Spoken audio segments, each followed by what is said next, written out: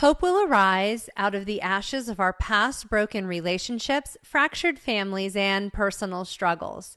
Come walk a mile with me as we allow Jesus to clean out the mess and organize the rest.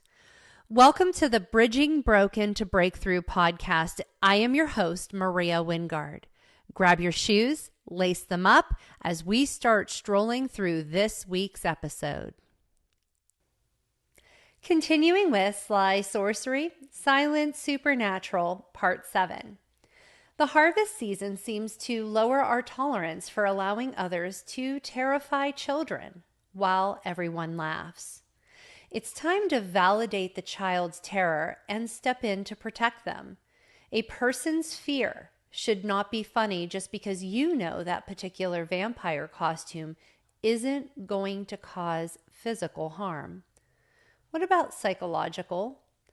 We are teaching children to deny their feelings, that words being spoken matter more than what they're experiencing in their nervous system.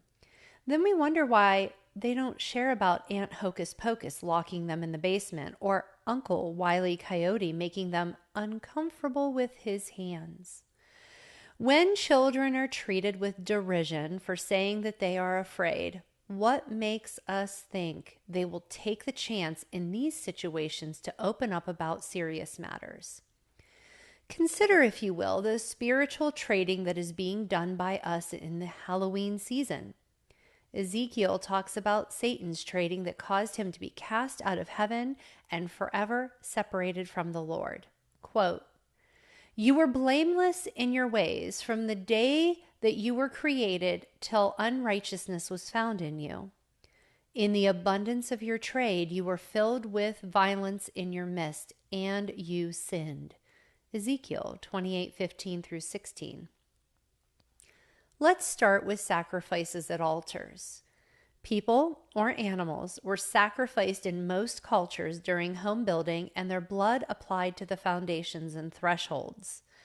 H. Clay Trumbull, in his book, The Threshold Covenant, details the beginning of these religious rites. The threshold was the first family altar where sacrifices were made. He provides significant sources. So if you're interested, it's worth reading. I have a link to the PDF of his book provided on my website. In ancient times, woven throughout every culture, the threshold to your home was considered the family altar where you would make your sacrifices. This was also typically the cornerstone. During the Israelites' exodus from Egypt, each family was to sacrifice a lamb and apply the blood to the doorpost. This is why I believe Jesus is called the rejected cornerstone, or in my interpretation, the rejected sacrifice at the family altar. Zephaniah 1:9 shows this is not a new occurrence for God's people to struggle with superstition. Quote, "On that day I will punish everyone who leaps over the threshold." End quote. Carry a bride over the threshold. Don't strike your foot on the threshold. Silly superstitions we carry out without batting an eye. Why would this bother God so much that he would address it in Scripture? It displays the depths of idolatry. Quote, "The Israelites went to great trouble to adhere to the most minute detail of superstition, and yet they trampled upon God's law and ignored the most fundamental aspects of it. Their lives were controlled and patterned by laws that weren't prescribed by God. It was evidence that they were receiving instruction from their surrounding culture instead of Yahweh. So God is punishing threshold jumpers, not because he has some weird aversion to people jumping in through a door frame, but because it's symbolic of their idolatry and disdain for his law." Mike Leakey. Let's talk about trades made at family altars, carried over into our modern day. The Mexican culture details it perfectly. On the Days of the Dead, October 31st through November 2nd, they bring food to the family altars for their deceased family, either at home or cemetery.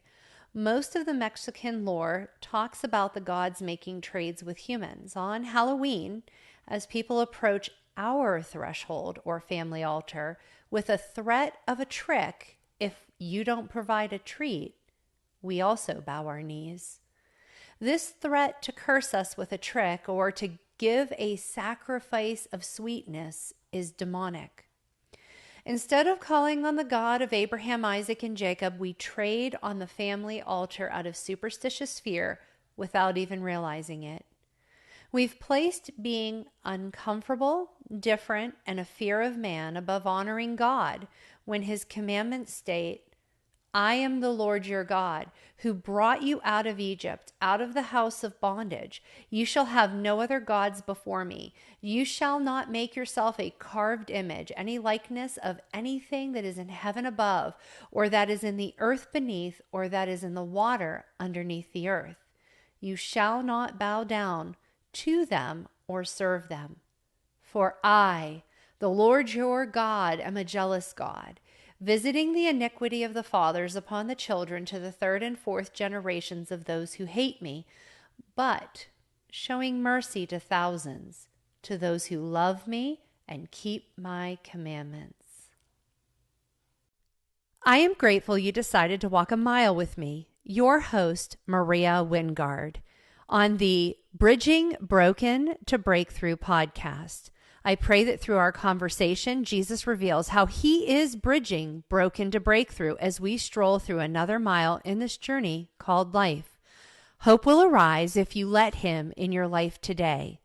To listen to past episodes or find out more, please visit hopewillarise.com.